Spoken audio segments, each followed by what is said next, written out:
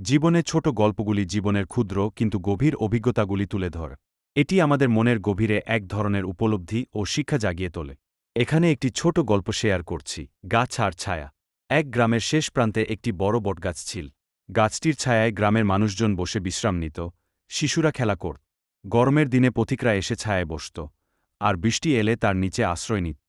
কিন্তু একদিন গ্রামের লোকেরা ভাবল, গাছটি কেটে দিলে তার কাঠ দিয়ে অনেক কাজ করা যাবে। তাই তারা সিদ্ধান্ত নিল গাছটি কাটা। গাছটি তাদের কিছুই বলল না। লোকেরা গাছ কেটে কাঠ নিয়ে নিল। কয়েক মাস পর গ্রামের মানুষ বুঝতে পারল, গরমের দিনে তারা কোথাও বসতে পারছে না, বৃষ্টি হলে কোথাও আশ্রয় পাচ্ছে না, শিশুরা খেলতেও পারছে না।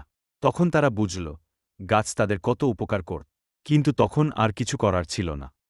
এই গল্পটি আমাদের শেখায় যে জীবনের ছোট ছোট জিনিস, যেগুলো আমাদের প্রতিদিন সাহায্য করে, তাদের মূল্যায়ন করা জরুরি। কারণ একবার হারালে হয়তো আর ফিরে পাওয়া যাবে না।